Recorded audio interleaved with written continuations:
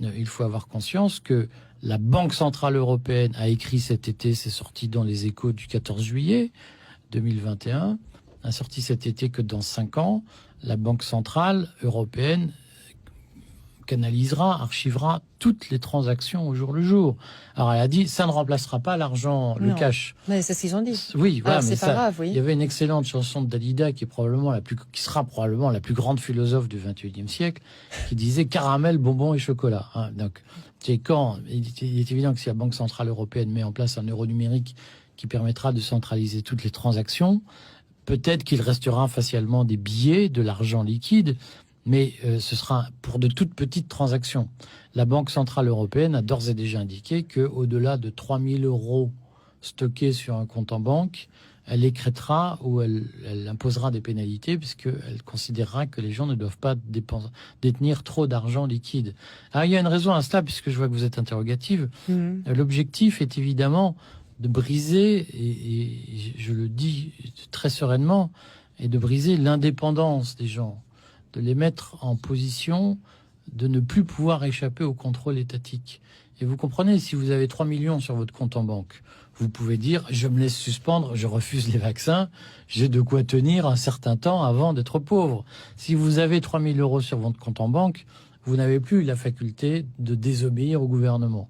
Et c'est bien ce projet totalitaire qui est en route, et qui ne dit pas son nom, parce qu'il est présenté sous des dehors. C'est pour vous protéger, c'est pour votre santé, c'est pour la transparence, c'est pour lutter contre le terrorisme, c'est pour lutter contre les mafias, etc. On connaît la rengaine, mais bien entendu qu'il y a derrière un projet de mise en place d'un modèle de consommation qui a été très bien théorisé dans le Great Reset de Klaus Schwab et de Thierry Malray, où, d'une certaine façon, nous ne serons plus propriétaires de rien, nous serons locataires de tout, et nous serons totalement dépendants des instructions qui nous seront données.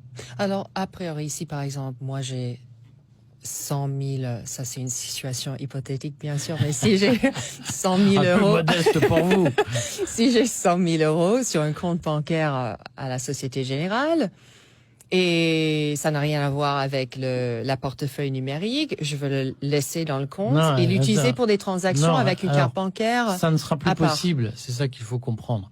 Mais on aurait dû faire une émission sur l'euro numérique, puisque je vois que ça vous... Oui. Ça ne sera plus possible, parce que l'euro numérique sera comme le bitcoin. C'est-à-dire qu'il y a un nombre limité de bitcoins. Chaque bitcoin est numéroté. Et les ordinateurs savent qui, historiquement, les a achetés, qui les a échangés. L'euro numérique, ce sera la même chose. Il y aura un nombre limité d'euros numériques qui vous permettront de faire des transactions. Et les ordinateurs de la Banque Centrale Européenne seront entre les mains de qui ces euros sont passés. Donc vous n'aurez plus la faculté de détenir des euros dont la Banque Centrale Européenne n'a pas la maîtrise technologique. C'est-à-dire qu'il suffira d'appuyer sur un bouton d'ordinateur pour dire « Madame Marsden, vos 100 000 euros, on en prend 80 000 pour rembourser les dettes de l'État ».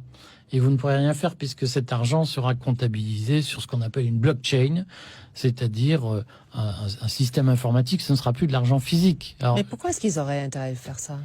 Pour des raisons extrêmement simples. C'est que aujourd'hui il y a de l'argent liquide, si j'ose dire, l'argent qui échappe au contrôle de la Banque centrale, pose des tas de problèmes de maîtrise par la caste au pouvoir.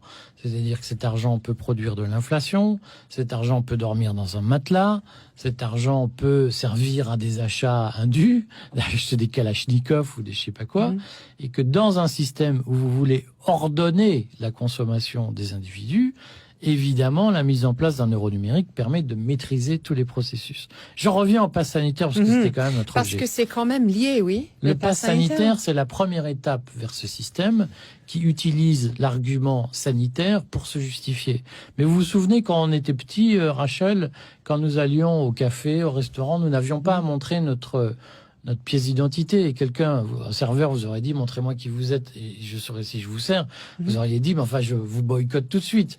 Le pass sanitaire, c'est d'abord un système qui vise à nous habituer à montrer nos papiers partout où nous passons et donc à permettre une espèce de filature organisée, permanente de notre vie, une violation permanente de notre vie privée, qui est la première étape dans la mise en place de ce wallet. Dans le monde dystopique qu'ils nous promettent, il faudra montrer ces papiers pour aller prendre un café, pour prendre l'autoroute. Mais comment est-ce que vous savez ça? Alors, c'est écrit. Moi, je n'invente rien.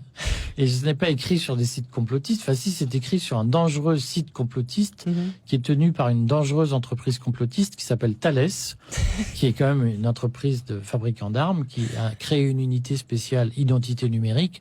On va l'appeler comme ça, avec une filiale qui s'appelle Idemia, sur laquelle on pourrait longuement discuter le moment venu, si Idemia le souhaitait.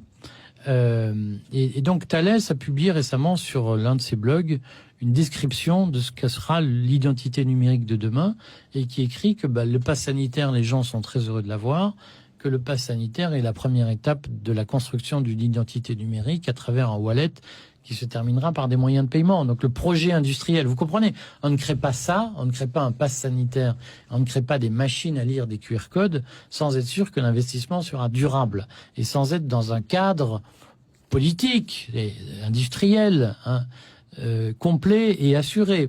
Et donc Thales fait partie des grands acteurs industriels qui se positionnent sur ce marché futur, qui sera un marché colossal, qui passera par la reconnaissance faciale.